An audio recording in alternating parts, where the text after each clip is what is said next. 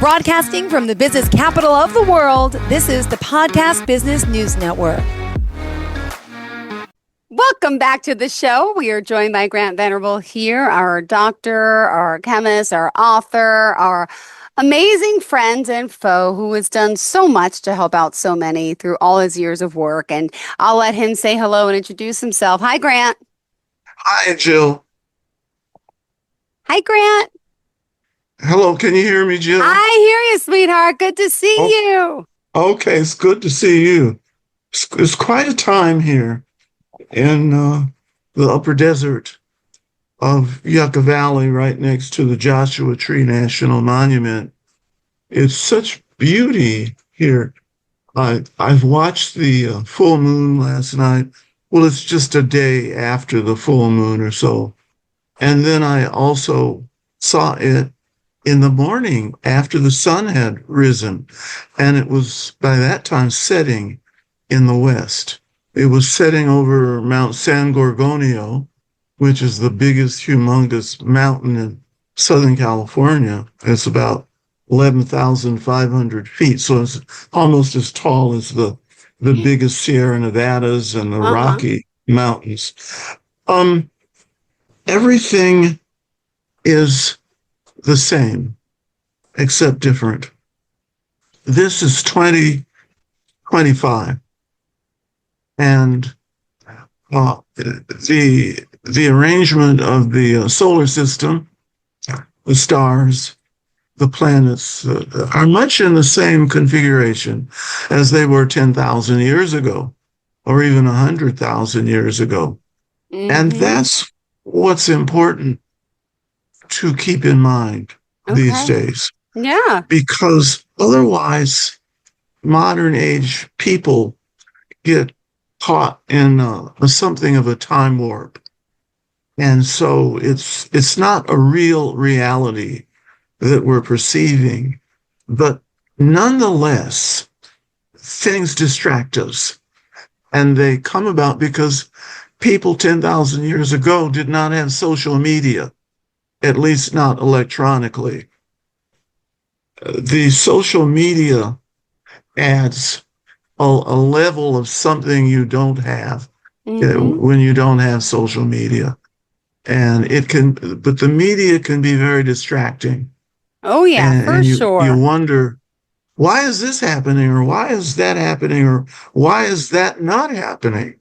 Mm-hmm. Well, the answer is because we're not framing it properly. Yep. What we're getting is what we're supposed to be getting. It's what we're supposed to be seeing.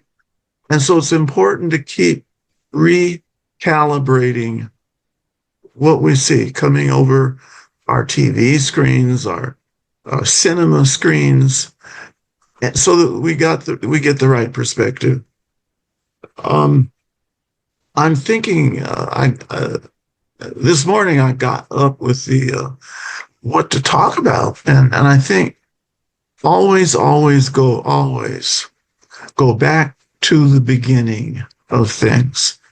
And there can be many beginnings, but I think we can start our beginning as we have a little bit in the past, but I'm coming back to it today. And that's a beginning that's about 10,000 years ago. Okay. And that beginning, everything was framed around the wise people, the wise men. That's such a meme of that day. And there were a few wise women, but most of them were wise men. Mm-hmm. And they had a common name called the Abba. Oh. Or the ABBA. Okay. Abba is the desert father. Okay. And there was always a few people in each roving tribe in the deserts of what we would call Palestine and Judea today. And that's where I'm starting my story today.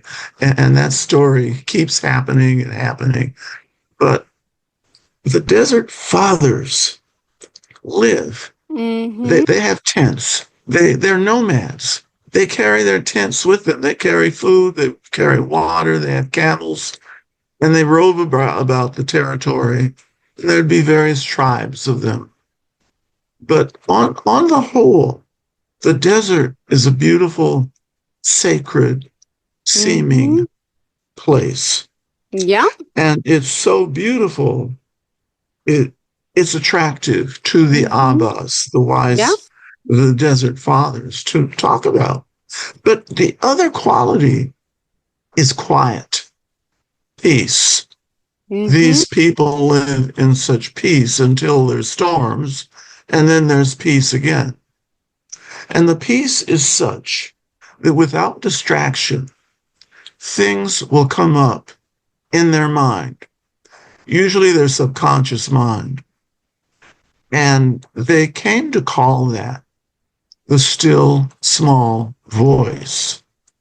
And the still small voice keeps talking to them. They move to another cave or something.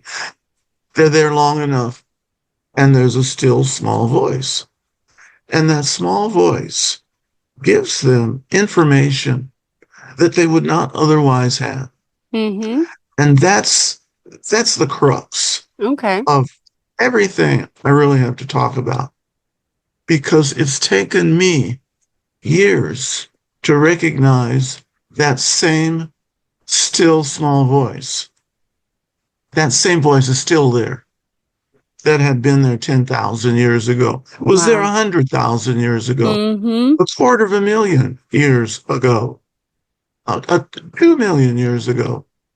But as people communicated with each other and developed language and written language, they began to write down the voices, what the voices were speaking from their still small voice. Yeah. They didn't know what the voices meant. They had to pass it along over generations for other Abbas to come together and talk about and ascertain, what is this saying? What does it mean?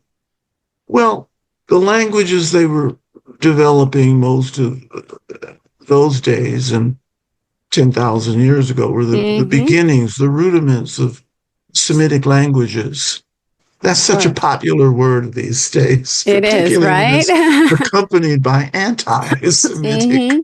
But we need to look at the Semitic first before we can even make sense of anything that carries the weight of anti-Semitic, because there were several Semitic tribal peoples, and they converged on peoples that are descendants of those people today. There were Arabs, there were other peoples in the Middle East, there were people who became Jewish, and these languages had very great similarities.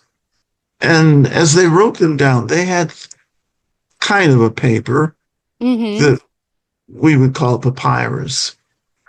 And they would put down their thoughts, the still small voice. And it always had to do with their creator, or something they wanted to call their creator. They didn't know what to call it, but they seemed to be saying things that were relevant to who they were as people or a people. And that's where it all started. It's where the whole field of scholarship started, the whole field of education. It developed its own rules, which were sacrosanct rules about how to live and how to talk about what the still small voices are saying. Nowadays, we live in modern homes and houses and apartments and hotels, and we get away from the still small voice. And when we do that, we get away from the meaning of the still small voices. Well, I'm going to sock it to everybody. All right. Those still small voices were the beginnings. Education, we have forgotten, is the most sacred activity human beings Wow. can do. Now, Yeah. there's sub-activities. We could say the medical profession is an important activity, and it is. Yeah. But education was there before Mm-hmm. medical. Sure was. Whatever was going on, education preceded it. We wouldn't even have religion today without education. So that's where I've been getting close to the meaning of the Talmud. The Talmud is the central piece of this. Well, kids who grow up in Jewish culture have a little advantage in this because good middle class families send them to Hebrew school when they're children, when they're preteens, and they go through bar mitzvah and now it's bat mitzvah processes, but they learn the culture. They learn not just the language, but the meanings is filtered through the thoughts of these abbas way, way, way back there. So let's bring it closer to home. Okay. The Dead Sea Scrolls are central to this. Okay. And the first Dead Sea Scrolls had to be, maybe they were discovered around 2,000 years ago. Mm-hmm. They were often discovered in caves on this papyrus, sometimes in earthenware jars. And when modern scholars, starting maybe around AD 1, I won't, AD means the same as CE. AD means year of our Lord. But as we've universalized our understandings, it's now CE. It means the common era. Okay. And the common era involved a lot more religions than just Christianity. So it involves the entire panoply of Judeo-Christianity and Islam and other religions in that part of the world. These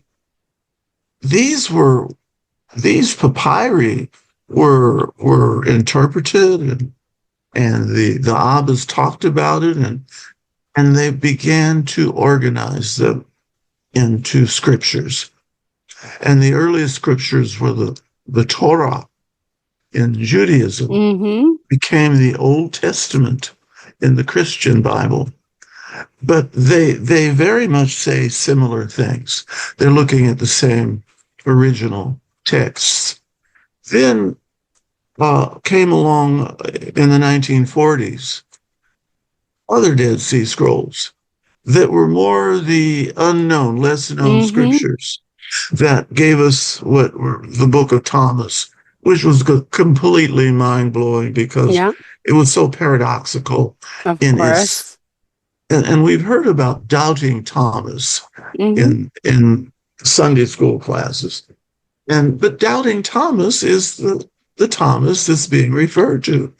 And I guess that's the best word they could use because he was a master of dualism.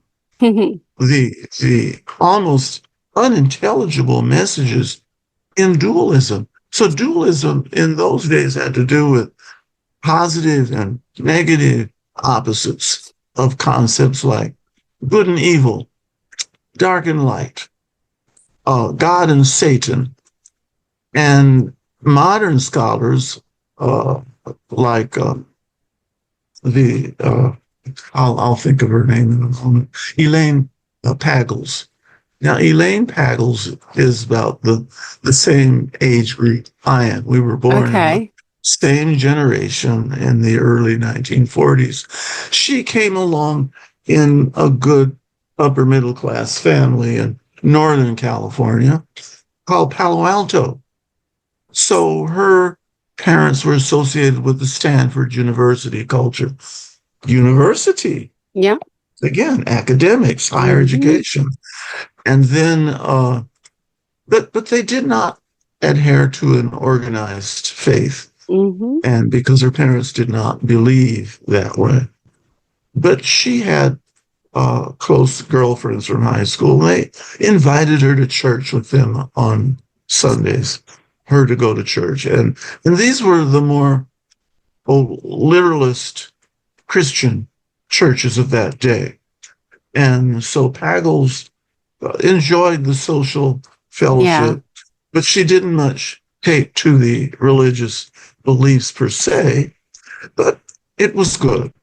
But what it did, seemingly, was to stimulate her interest in religious history and comparative religion. So off she went to college at, where did she go? Harvard, one of those places, and got her degree, but she wound up with a PhD in religious studies by studying the first of the Dead Sea Scrolls they discovered in the 1940s.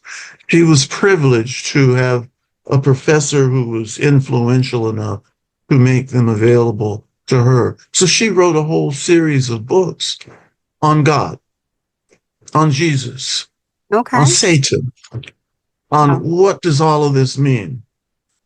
And so that's where that came on. But back to where I come in, I was in Los Angeles we were a good Methodist church family. So that was my early religious exposure, which changed as my father and mother discovered other faith traditions. And one of those was a tradition that didn't become known until the 1800s. And that's called New Thought, sometimes called Science of Mind.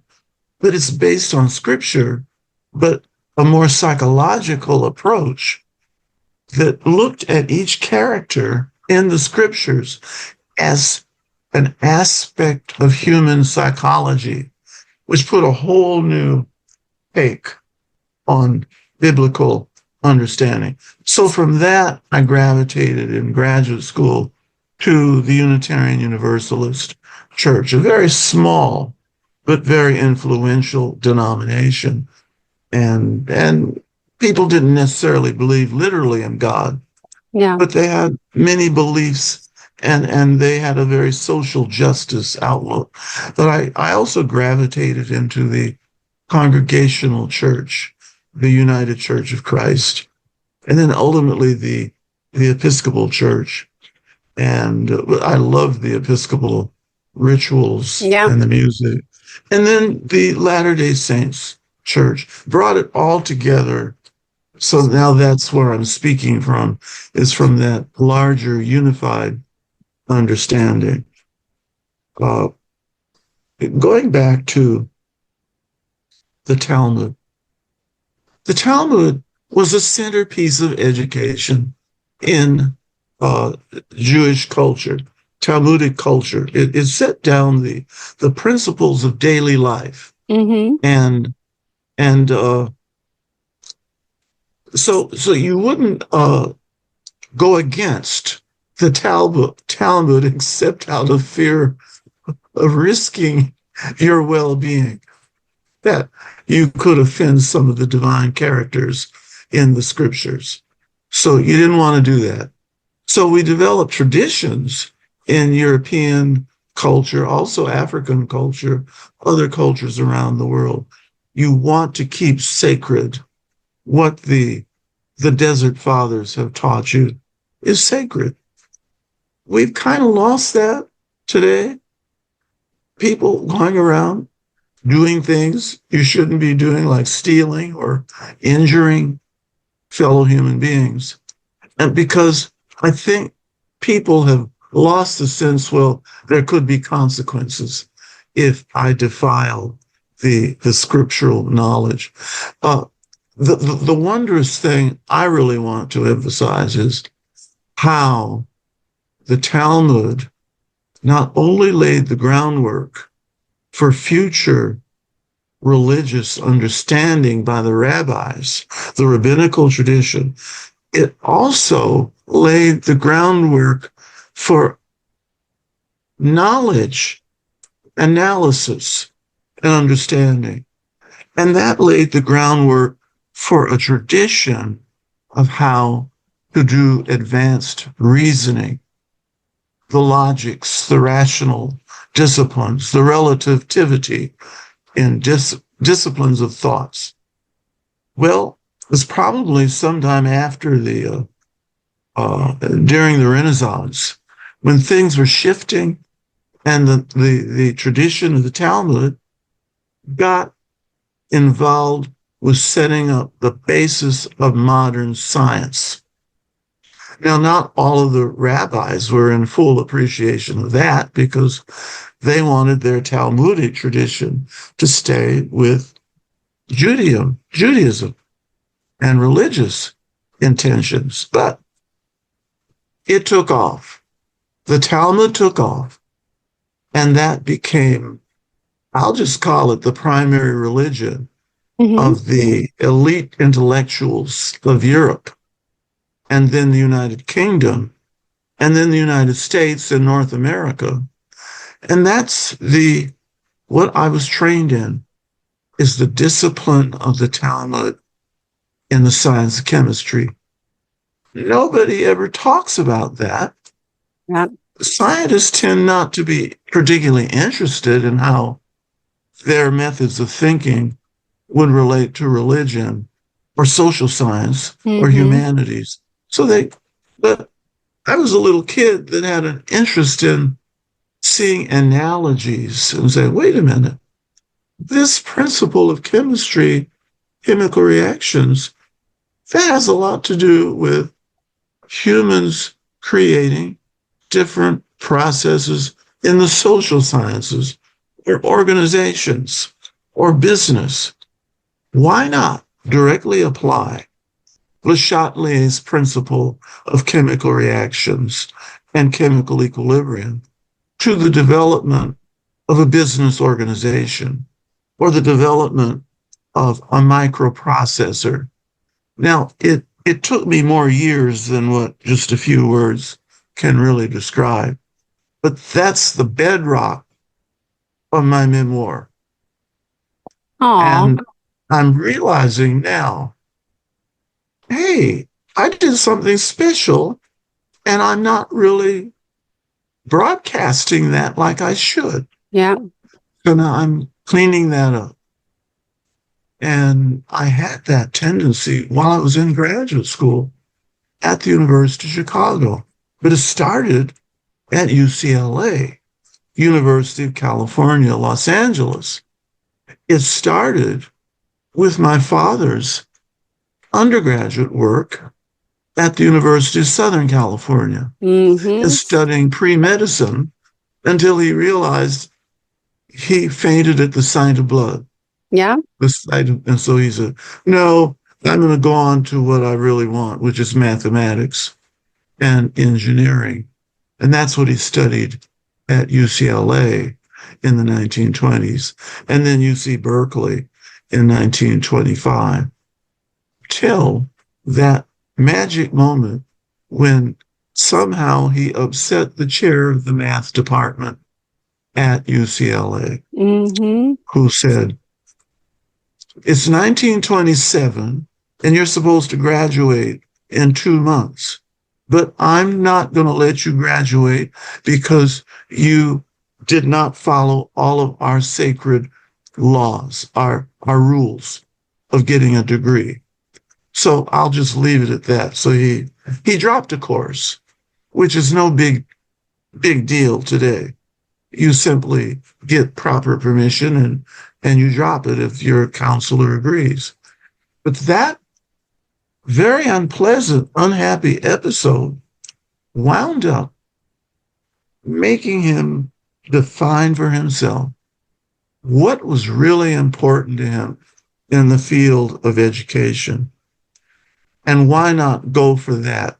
And where could he go to do that? What's the best school in California that he could go to? And he said, I think I will go to Caltech. And Caltech is over there in Pasadena. Now, do you have any questions coming up right now? I can, but you're actually frozen right now. I'm not sure why, but in Pasadena, you were there for how long? Yeah. Grant? Where were Can you see me? Hello. There you go. Perfect. Wait, you were in Pasadena. You were teaching there for how long? I'm sorry. I got ahead of myself. My father went to Pasadena when he got into Caltech. I didn't study in Pasadena. I studied at UCLA, which he did before I did. But they had one of the best mathematics departments in California. Are you with me so far?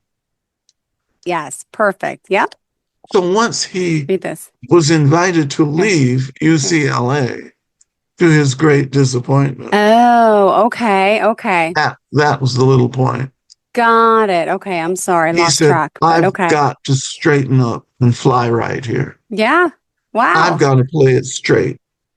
Even if I think I'm right, I have to play it straight because I don't run the society.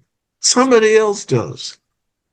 And I've got to go by their rules as long as I'm not running it. So he went over there, picked up an admissions application. It was only 15 miles from his home in Los Angeles, near the USC campus. Got it. And they gave him an admission exam. Now, that's what schools did before we had SATs. Yeah, admissions all of exams. that. Yeah. They wrote their own exams. Oh my And goodness. Caltech was one of the best That was at schools to go Caltech, the to one. Yep. Mm-hmm. in mathematics, science, and engineering. So they wrote, one of the best exams in math that you could get. We had already studied 4 years in a math major, so he should have known a little math at least. Well, he creamed the exam because he was good already. But Caltech said, you're so good on the math test, even if you didn't do as well on the physics, we're going to admit you anyway. Yep. So that's how he got in. He only had to study 3 years there to get his degree in engineering. But he wanted to specialize in civil engineering, designing freeway interchanges, designing dams, canals, doing mining engineering. Wow. And he didn't get a chance to do much of that because he graduated in the Depression. And he had to, like many of his classmates, invent their own jobs and professions. So that's what happened. And he was able to support us youngsters when he bought a company that made felt blackboard erasers and supported us like that. Now getting back to really the nub Yep. of what I'm saying. Now, how do we reconcile my father's history and the history of education, period, the role of the Abbas in the desert, and the development of the scriptures, and that education was the first discipline ever performed by human beings that developed its own sacred rules? Given that, what does all of this mean? And that's what I really want to get into, Jill, with you and our esteemed audience. Tell us. Aw. Now, we're seeing it reflected in how the government is operating. The government in the United States and Europe, United Kingdom, Canada, Africa, all over the world, because they already knew the first discipline was education. It's not something they want to mess with because its methods are so technical that you can't just make changes because you might be a congressman, you might be a judge, you might be a governor or a president, for heaven's sake. And you might want to see, I want to make a change. Or I might want to defund some field and I want to fund another field. Now that's what's sounding familiar now. How did it get that way? Because people forgot education has its own, I'm going to go out on a limb, but it's not really. It has its own rules formulated by the gods of those fields. It's just like the acting profession has its own rules and its own gods. And you don't ever want to defile the gods of anybody's field, because there could be unfortunate consequences for yourself if you do that. But the good news is, if you harmonize yourself with the understandings of those fields and their principles, their laws, you can live life so much better, and you can avoid a lot of the problems we're having right now. And all we have to do is get back to the way we're supposed to live. Now that's a pretty bold thing to say, but I stand by it with a question, which just came to me in the last week since we talked before. I think I mentioned this, so. And the question is, do you trust life? I ask that question to everyone who's listening to the sound of my voice. Do you trust life? I do. I do. Up that made me ask that question to myself a week ago, when my brother sat me down and said, when our sister and I urged you to join us in a family venture in Southern California, in the desert again, where sacred things get heard in quiet places.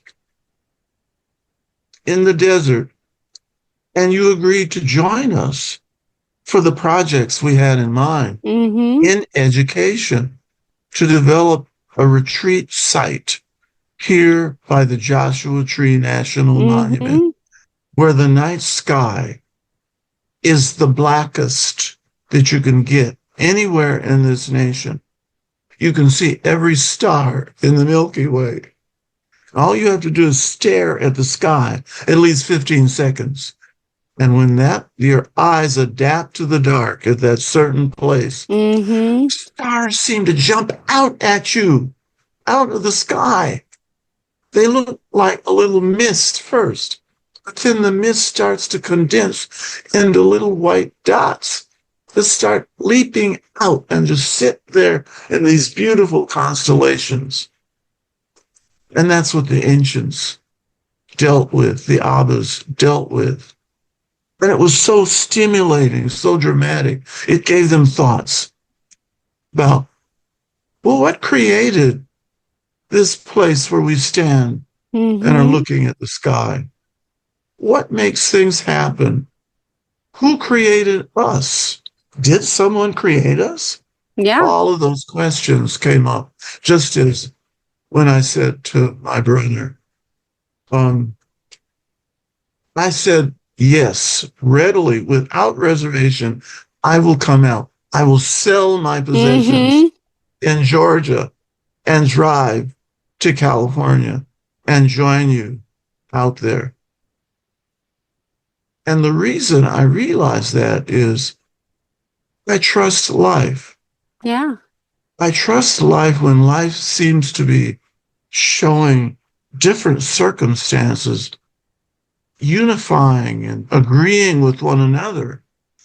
And the circumstances were telling me, well, it looks like a good time to leave Georgia after being here for 26 years and learning things I didn't learn before, particularly about the Civil War.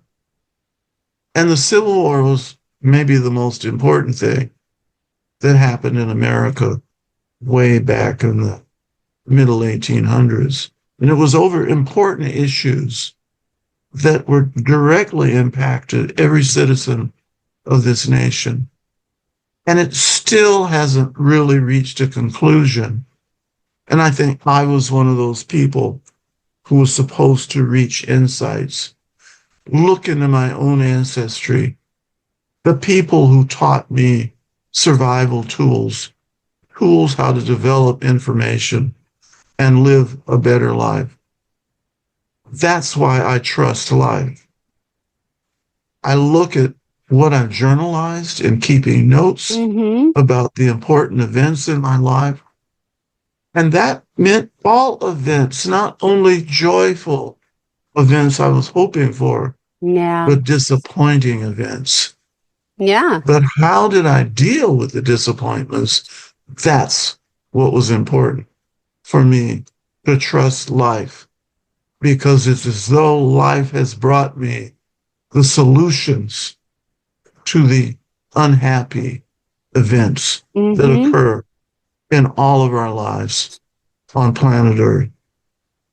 Now, kind of ease up there for a moment and let that sink in, because I'm realizing how very important that is, to come to a point where you can actually recognize there were people in your life, some you loved, some you didn't like, and they all made a contribution because you allowed them to teach you what they had to teach you about living your life better, not repeating mistakes. So true. The same. But building tools that help you to master those things that you want to master. Yeah. Now, I get news, I get letters from the government. Oh, Social Security might be discontinued. I know. What's going on with that? It better not be. And I said, oh my goodness, we can't have that. But, and then I realized, no, I trust life. So the point was, well, what if Social Security is stopped for me? There's other things I'm going to be able to do. That's the whole point.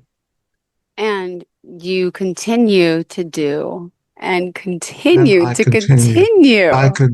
I continue. Yeah. I know. So the Oh. desert remains beautiful. It's going to be 111 degrees today, Fahrenheit. Whoa, are you serious? I'm serious. Wow. And it cools down to 97 at night. Maybe 95 if I'm lucky. Okay. But I jump in the pool around 5 p.m. when it's about 106 degrees. Oh my goodness. And it's just like Palm Springs. Okay. Palm Springs is just on south of the mountains that I live next to in 29 Palms. But Palm Springs is about sea level. Okay. And it gets the hottest at sea level. So if it's 111 here, it'll be 115 in Palm Springs. Wow. Or 120. Unbelievable. But that's what's going on. This just 140 miles away at Santa Monica Beach. It's like 70 degrees by the ocean. So you have all those different subclimates here in Southern California. Yeah. Well, so what do? Do you stay indoors most of the time, or do you go out in that weather? I'm just trying to imagine this because I'm not used to that type of weather. Well, the swimming pool is very nice. Okay. I think it's probably about 78 degrees Fahrenheit. But that still feels quite cold if the air temperature is 30 degrees higher than that. And it takes me a few minutes to get used to the water, and then it's fun. It feels very pleasant. But when I get out and my skin starts to dry off, I realize, oh, it's hot out here. I can feel the heat. So I sit under an umbrella over one of the tables around the pool, and I enjoy myself. I think about what I'm going to say at your next podcast. I love it. Well, thank you. We still got plenty more time to talk. If you are just tuning in, we got to remind you you're here with your friend and our professional of the year, Grant Venerable, who is, man of many. Wears many hats, right? As a doctor, do I call you a Thank you. physicist? You are an author. You continue to do so much, and you've helped with so much different research. You've helped with so many different people. And I mean, the stuff you've discovered and proven, I mean, I'm shocked. There's so many things that, we've talked about in the beginning. You Oh, discovered all these different things back in the day, right? Like, really? Yeah. I studied with Hmm. the people, many of whom developed the atomic bomb on the Manhattan Project. Wow. And that was centered at the Wow. University of Chicago. It was Mm-hmm. also centered at Columbia University.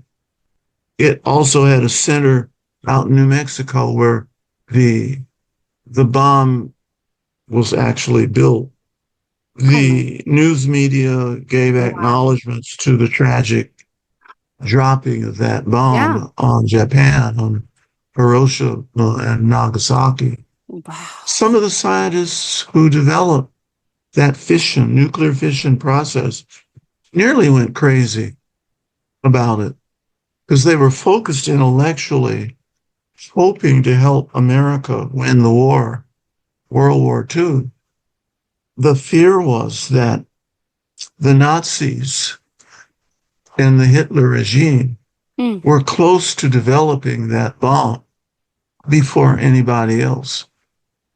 And it was many of those same scientists who either fled from or were expelled from Germany who warned the uh, government of the United States. One of those was Albert Einstein. They all had a dreadful fear Mm-hmm. of the evil of the Nazi regime Oh. and what, if it won, what it could do to the world to eliminate democracy from then on.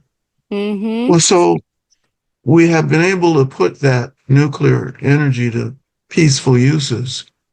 And that's how I got my PhD degree, was working on a dissertation project that had peaceful possibilities to it. Mm-hmm.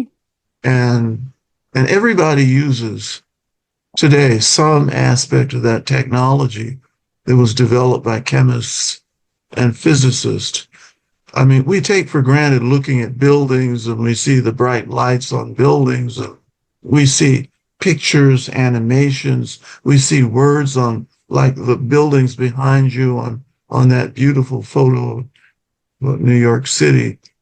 But the technology for doing that was under development when I Yeah. was in graduate school Yeah. in the 1960s. One of my buddies from UCLA was one of the main developers of that LED that's what it was called, LED, Okay.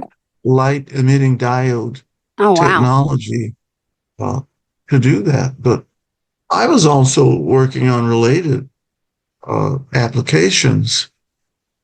I was working on technology developed at the Argonne National Laboratory to observe Wow. chemical reactions initiated by high energy radiation, like electron radiation. Just take a beam of electrons Mm-hmm. and uh, energize them, activate them up to like several million electron volts of energy, and that'll make them go as fast as the speed of light almost.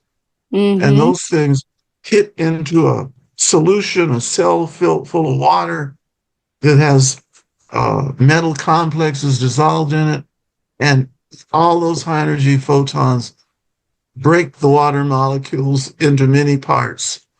And one of them is called the hydrated electron, which is the most powerful reducing agent in the whole chemical field. But it is so powerful and reactive, it only lasts for a few microseconds, meaning a few millionths of a second before it reacts with something. And what it was reacting with in my work were these cobalt cyanide complexes to see what would happen, what kind of new compounds would be produced. So that's where 2-3 years worth of work went to, was finding just one or two of those complexes and writing a whole dissertation about it. But in the process, I'm absorbing the knowledge of all of these brilliant scientists who were my professors. Some of them were Nobel Prize winners. Some of them got Nobel Prizes later. But that to say that they were working at the top levels of the scientific profession, that started with those desert fathers in the development of the Talmud, which is, how do you ask the right questions? True. Not just in science, but in life. Like, now I'm learning how to ask the question, do you trust life? 10 ways to ask, do you trust life? So some people believe in luck. Some people believe in bad luck. Some people believe in Murphy's Law as leading to bad luck. But it's the living of life that really determines those things. Luck really is an illusion. It's how skilled are you in developing how to manage this life force that we're entrusted with for our allotted time on Earth. And life is so precious. And, you mentioned life on Earth. And, do you mind if I ask a question? Because I know with all your experience and knowledge about life, right? When we go, can I just ask your opinion? What do you think happens to our souls? Where do we end up? Oh, that's something I started to reflect on as an 8-year-old boy, because I had to wonder, where did my mother go when she passed out of her body? And it baffled me for years of contemplation. It made me even talk to God in a very, I had a certain vision of God that I had acquired from my mother and my father. I did not believe that God was an evil presence that would allow bad things to happen to my mother. So there had to be some other explanation. And I began to ask God directly, okay, if you're there, tell me what's going on here. It took me about, I think, maybe 30 years to really find a reasonable answer. Yeah. And even that is still going. That process is still going. I think now, if you were to ask me for my most sincere answer, is that we continue in the same, not maybe the same form, but we continue with our same thoughts. Yeah. And if we have fears in this life, we have to resolve them so they don't plague us in the next. Yeah. If there's a next, and I think there is a next, I'll just put it like that. So if I want that next to be as successful and happy as possible, I have to make sure I do that now while I'm occupying this physical mortal form. Yeah. Well, thank you for that. Just curious. I believe it too. I believe the soul goes on, but just a question I always have, right? Because it's just, The unknown. And I get to talk to a lot of psychics and empaths, and I just feel, my mother's presence a lot and those that have passed. So Yes. I really do. But it's this exciting new territory that really no one here on No. earth really knows. It's one of those things we can't figure out as a scientist, a chemist, a physicist, It's just, I'm going to let you in on a secret that I oh, have. go. You just said the word believe. That's what I believe. Uh-huh. That's the secret. If you believe as if whatever it is exists, whether it's a good Lord or something else, Mm-hmm. if you fully believe and have faith as if it's true, it's true. Mm-hmm. And it shows up that way in your life as true. And that's why I like the question, do I trust life so much? Because then the follow-up question then is, how much do you trust life? Mm-hmm. And if you trust it enough so that whatever it is you're trusting, it's as if it's already true and will always be true. Yeah. And it's in that as ifness Yeah. that the existence occurs. There's nothing magic about it. You live as if life is a happy place. It will be. But not at all times. All moments will be different. Mm-hmm. But if that as ifness is there, you have a pretty good batting average. I'll just put it like that. Got it. And since I've been in this desert, I've had so many beautiful moments just looking out over the desert, feeling I'm communicating with these desert fathers the way the ancestors did and wrote the Torah and the other scriptures. Beautiful. Wow. All right. Well, I always appreciate our conversations and us getting together. And insight for today, how did you want to leave off with your audience? I want to leave a lot of the Abba's wisdom, I'll dare say, is in my memoir. And don't ask me how it got there. I'll just say it's from the experiences of my life. And that memoir is Footprints in the Chaotic Unknown. Yes. I didn't get the title until I was almost done with the whole manuscript of 12 volumes. I mean, 12, I don't know, however many. It was 4 volumes. Because it had a different title at the start. Yeah. But as I got closer to now, I realized how chaotic experience has become in everybody's lives. So I said, well, I'll just talk about the footprints I've made and the footprints that others have made that have led me to higher knowledge. And I tried to capture them in words as best I could. Beautiful. Well, we appreciate your time here always. And tell us how we can reach out to you. Well, I think the website is probably the best I think it's Grant D. Venerable, all lower caps. Grant D. Venerable, PhD. If it's not Grant D, it's just Grant Venerable, PhD.com. And the contact information is in there as a whole lot of events and things that I've done in my life.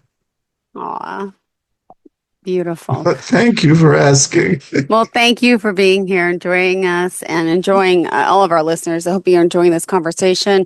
An amazing insight with such a professional. And again, we commend you on being our professional of the year. Grant Venerable, thank you for your time today.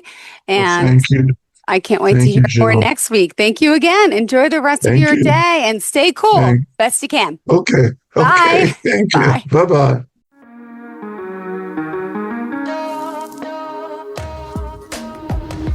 Broadcasting from the business capital of the world, this is the Podcast Business News Network.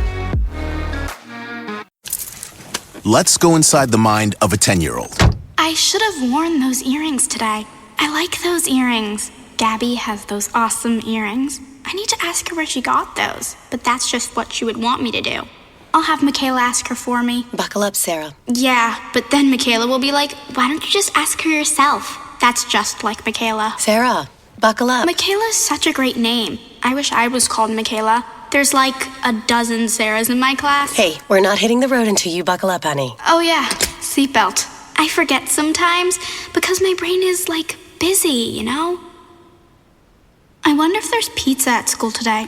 Sometimes it can be tough to get through to your kids, but it's not impossible. Always make sure they're wearing their seatbelts, even on short drives. Remember, you have the keys, you have the power. Never give up until they buckle up.